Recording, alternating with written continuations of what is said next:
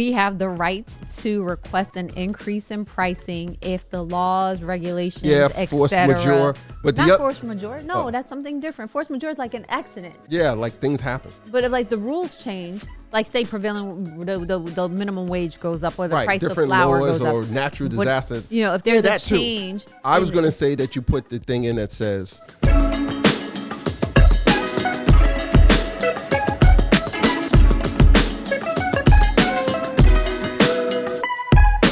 we're meeting with our EY relationship manager. Shout out to Tom Parker and Shannon Key, who are amazing.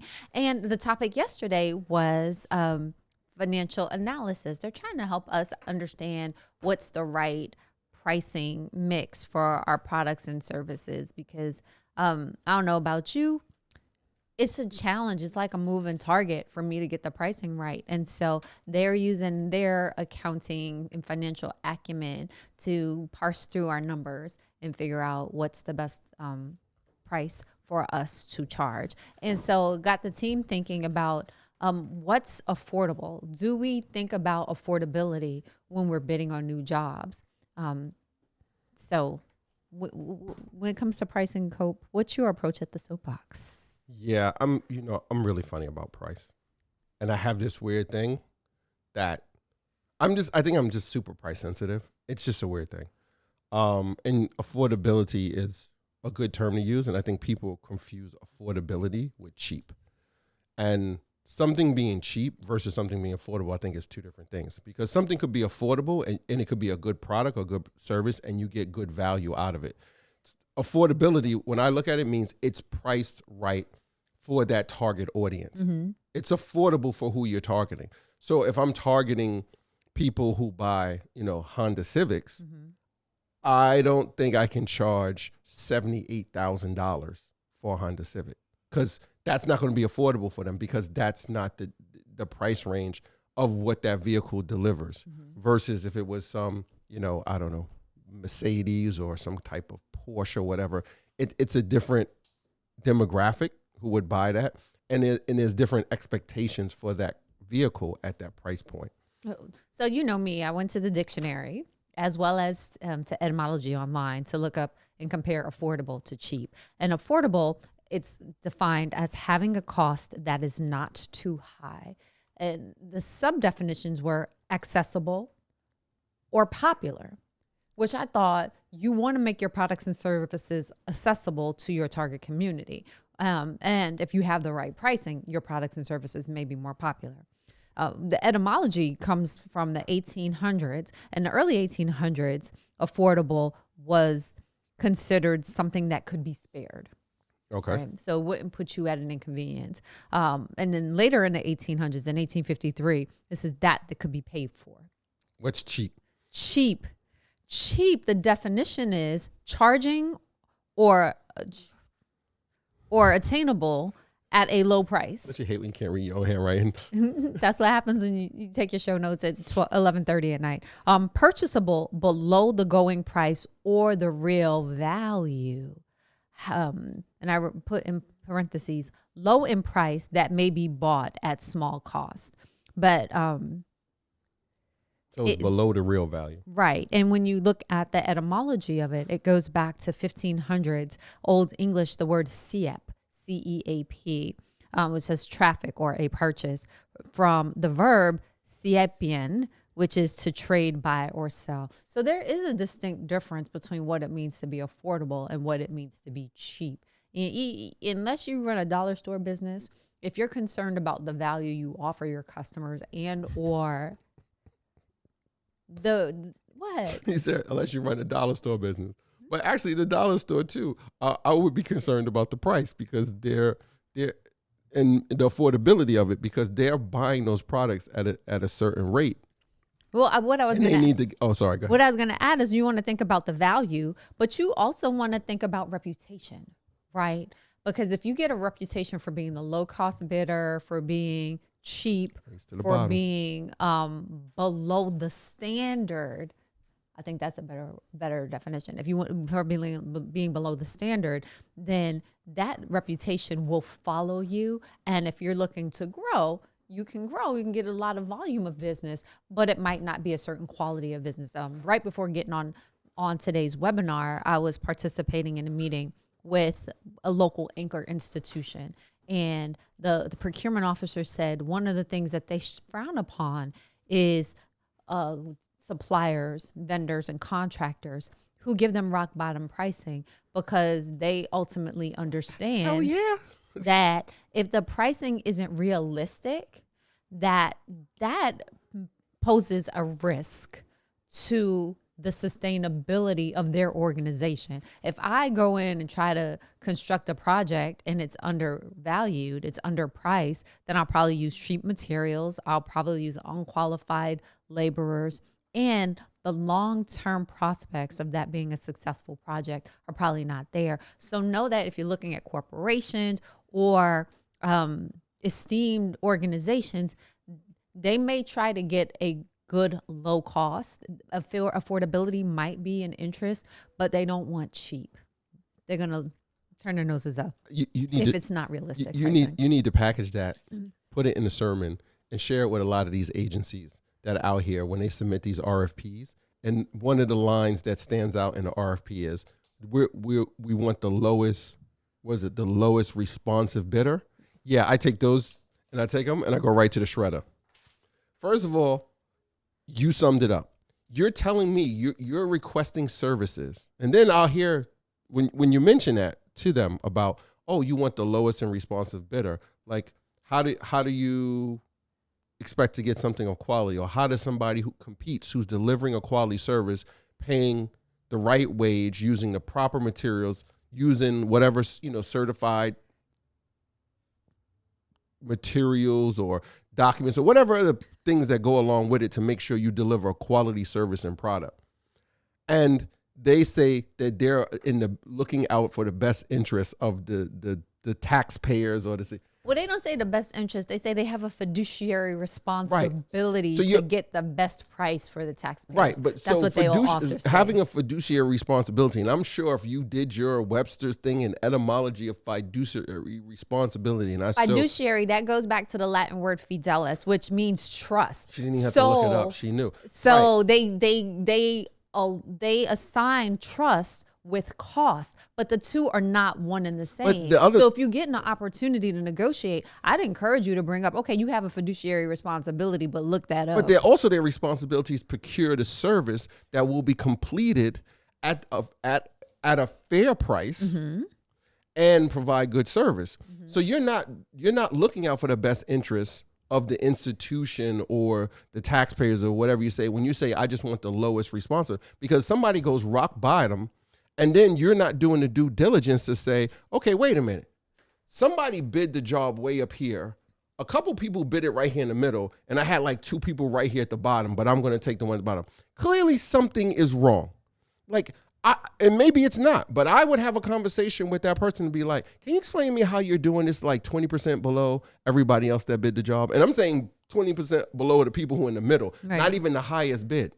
So that explanation you gave, that point you touched on, is spot on. People should look at these when they're requesting services. If something is so low, I'm scared of it, because I'm just like, how could you do that price for so low compared to everybody else? Part of me wants to be able to pay that price, but I'm telling you, every time something is super cheap, listen, what happened to that shipment we got in a couple of weeks ago for a bunch of sneakers for inventory for the soapbox?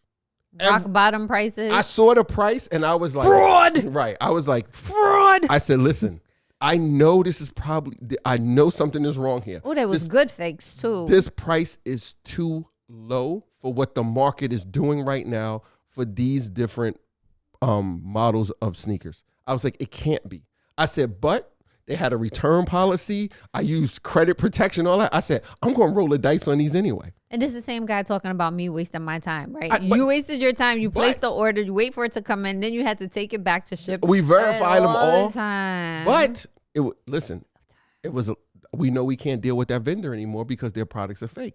But if they would have been real, and if they would have been real, it would have been a great it would have been a great ROI. In the words of my friend I lost Charles $16 on Barkley, the poet, if ifs and buts were beer and nuts, we'd We'd all have be- one hell of a party.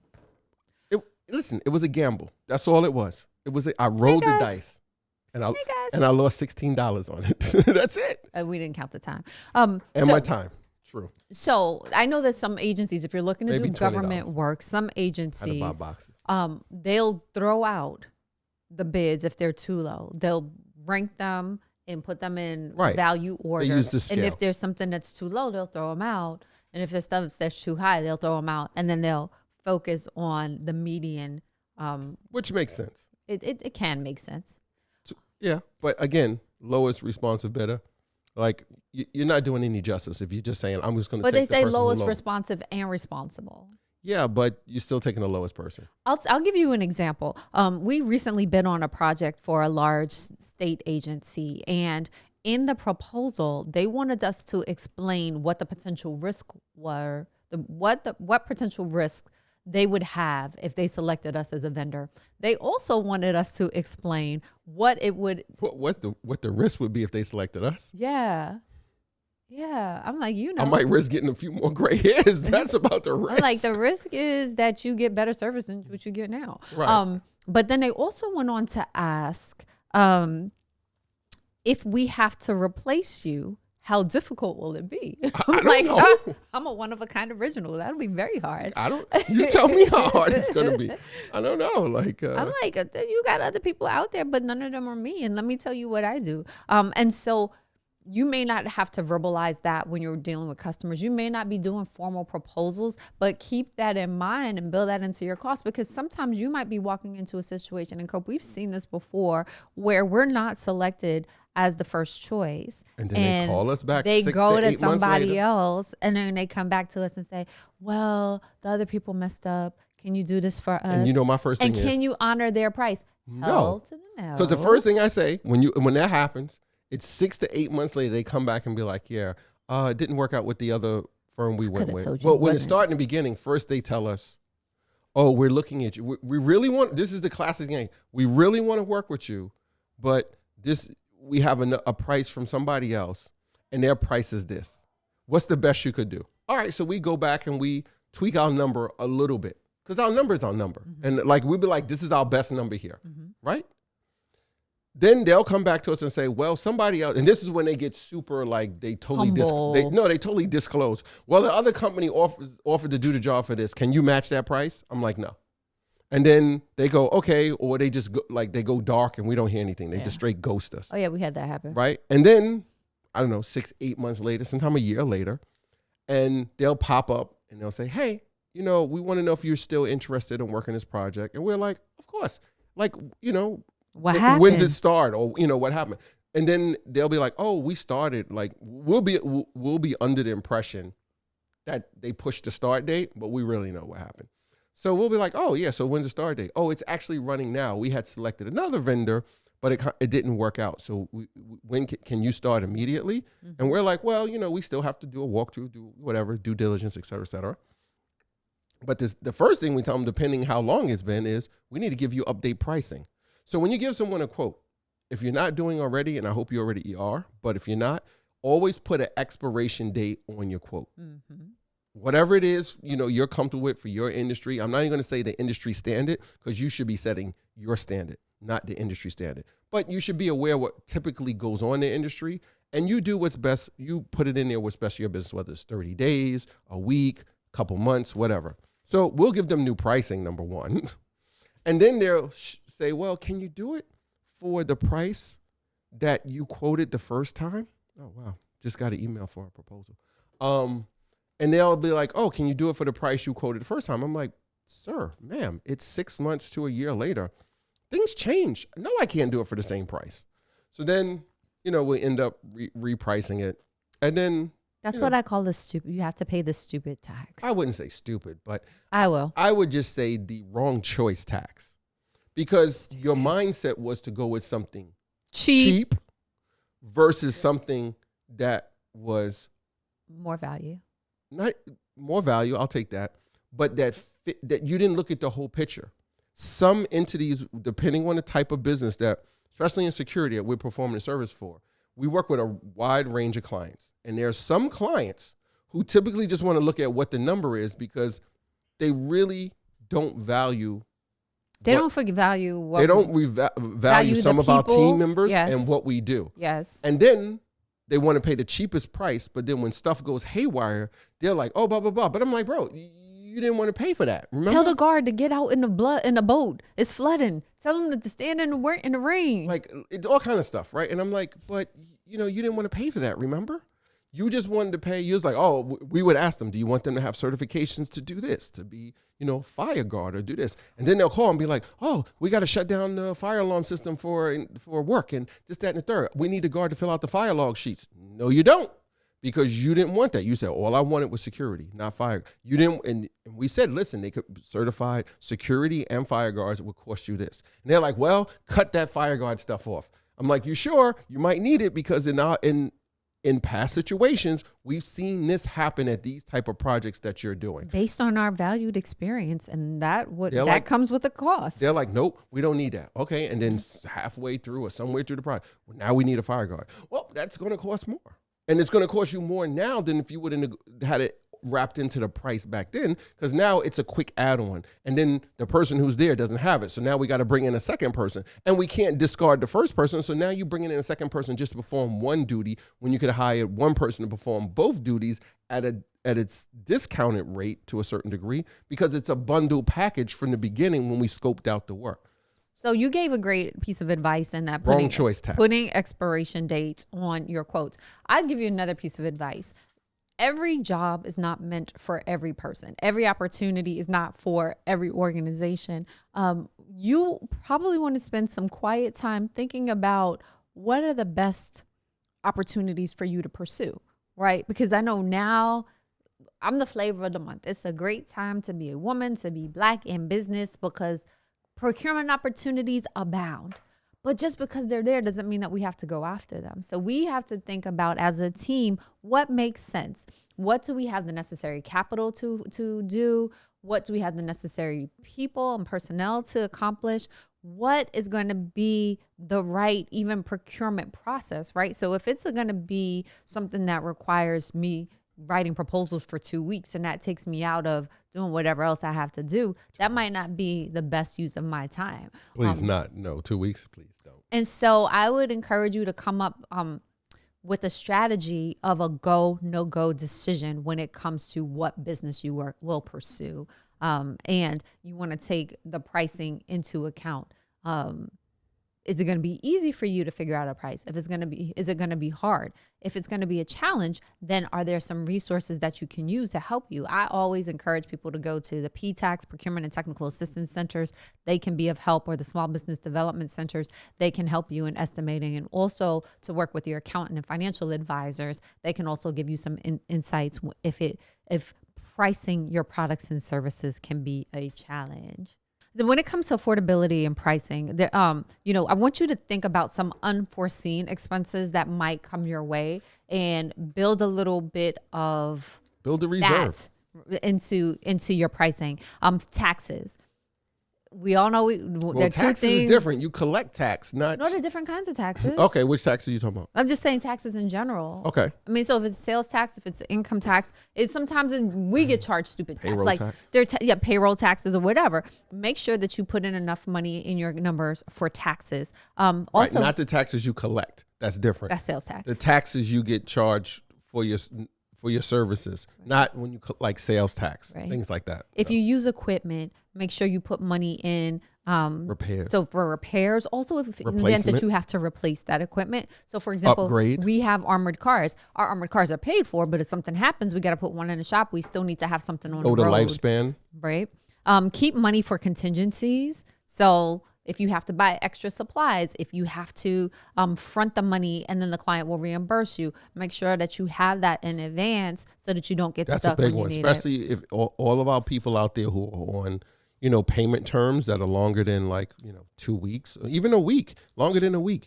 Make sure we have most of our accounts that we do are, anywhere from 30 to 45 days. Mm-hmm. Even, on the soapbox side for some of our client accounts, we have to float that work for 30 days and then get payment. So you need to factor into your pricing for them what they call the cost of money. I was going to say, that float period. Yeah. So if I got to wait 30 days for you to pay me, you got to factor in what happens from day 1 to day 31, depending on what month it is. That's if they pay you on time. Right. And then you got to factor in, okay, if I bill them on the 1st of July, that they're supposed to make payment within a week of receiving, net 7 or whatever. And some people have net 30 terms. And a lot of larger corporations are increasing their payment terms. So if they were net 30 before, they're going to net 45. But that's not really, but think about it. Net 30 is not really is not 30. It's 30 after you finish the work 60, and it's 60 you days, right? Correct. Because you got to wait 30 days to do the invoice. Yeah. Right? To do the work. I mean, well, you do the work, then and if you're good, you're calculating your invoices on the first day of the next month, right? So if the month ends on the 31st, and I calculate all my invoices on the 1st, and if you pull that off, you're really freaking good. Hats off to you. And then those invoices are going out on the 1st. And then those invoices say it's due, it's net 30. So now I got to wait 30 days from the 1st to get paid on that, which would be the 1st of the following month. Mm-hmm. So that's 60 days that you had to carry the cost of those services and that money. Right. And that's if they pay on time. And if they don't pay on time, then you're waiting. And now all these other jobs, you still have to carry the cost for all of them. So the other piece you need to make sure is you have a penalty for late payments. And I see that with a lot of small businesses.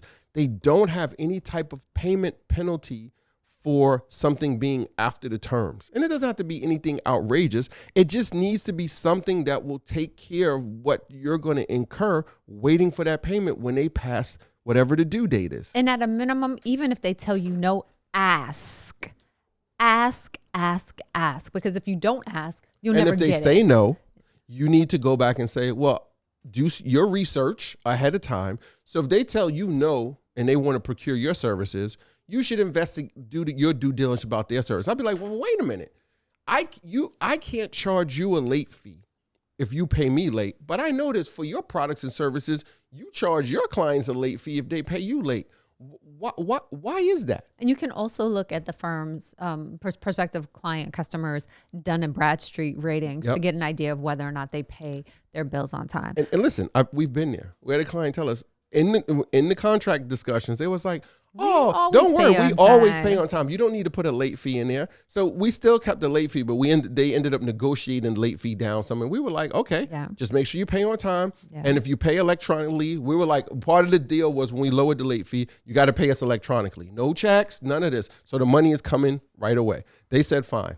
What happens, the relationship lasted many, many years, but there was some point a couple years into the relationship, guess what?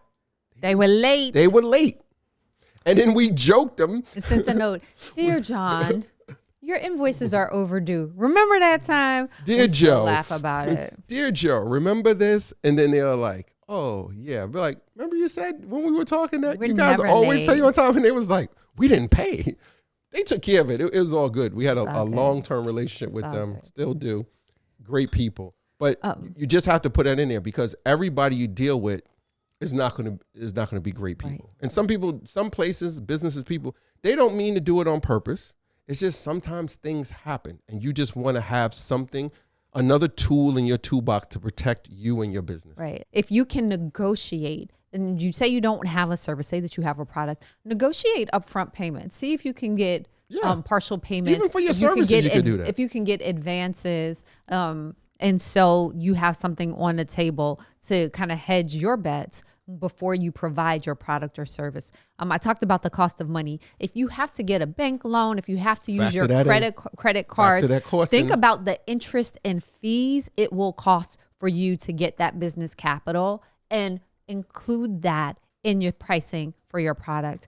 And if you still don't know what we're talking about in terms of pricing and how do you make your products and services affordable, I encourage you to go to your financial professional advisors, to your accounting advisors, your tax advisors, and then they'll walk you through some exercises to look at your fixed costs. Those are the costs that don't change. And if they can't answer those questions, get new ones. your rent, your internet, Telling your you. telephone, It things means like you're that. outgrowing them. Your is a good variable thing. costs. So if you're making cookies, what's the price of sugar? What's the price of flour? Any of those costs that are likely to chips. fluctuate or change. Raisins. You have people working for Light you. bill. What are your labor costs? Gas.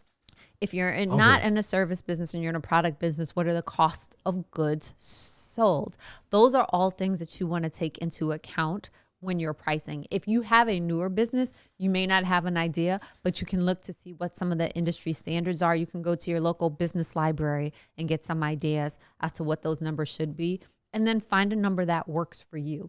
And if the person on the other side of the table, when you give them a number, gives you that raised eyebrow like that's too high, you know that you hit the right number. Because if they smile as soon as you give them a number, you know the number is probably too low. It could go either way. I've gotten a few numbers and I looked at it in my head. I'm like, nah, this can't be real. This is too low. But, you just make sure, you look at all the details of your number. And don't be a victim. Please don't be a victim of this. When you have to, because depending on the business you do, you might have to do a walkthrough or you meet with the prospective client to get some information up front. And they ask you, roughly about how much this is going to cost me. Don't give them no numbers off the top of your head. Because whatever you say, and then you give them the quote, and then you're like, damn, this is 20% higher than what I told them off the top of my head. They're going to be like, yeah, but when we met, you said this. No, don't. And then language you want to put in one of your documents says, and I can't remember the exact verbiage, but you could Google it, look it up. But you want some language that says, we have the right to request an increase in pricing if the laws, regulations, force majeure. But not force majeure. No, that's something different. Force majeure is like an accident. Yeah, like things happen. But if like the rules change, like say prevailing, the minimum wage goes up or the price of flour goes up. Or natural disaster. If there's a change. I was going to say that you put the thing in that says, this document supersedes anything that was said verbally or at any other point. This is it. Like if you say, well, somebody on your team told me that I could get this for, 30% off. Did they put it in writing? No. This is it right here. This is the only thing. Just don't give things off the top of your head. Somebody asks you, they're going to press you. Just be like, hey, I got to run the numbers. And you flip it on them. Say, if I give you something off the top of my head, I would be doing you an injustice because I haven't looked at all the details, all the facts to give you an accurate number. And I want to give you the right number. I want to give you the right number. Think about the last time you went to McDonald's and you looked at the dollar value menu. It's $1. You might have $1 plus tax and coins in your pocket and say, oh, I don't have to break out a big bill to get that. But if you do get something off the dollar menu, how often is your appetite satiated? How often do you feel full after you eat your dollar value menu purchase? You want to make sure that in your business, when you're delivering a product or service, you leave your end user, your consumer, your customer, your client feeling full and satiated. So charge the right price, give them the right product or service, and that's how you will grow and build your reputation in the process. Stacey, I got nothing to say after that. Okay. I got to go get my dictionary. Siri, what does satiated mean? I'm out. Thank you for stopping by. Cope, what good advice do you have for the people with respect to the podcast? Bring a dictionary to the next episode of Commerce and Chill, because I don't know what the hell she just said, but that shit sounded good. Hit the like button. Hit us up in the comments. Hopefully we'll get some guests soon. We're trying to work on that. And we hope to see you back. In closing, I am Jessica Johnson Cope. And I am not Webster. Bye. Bye.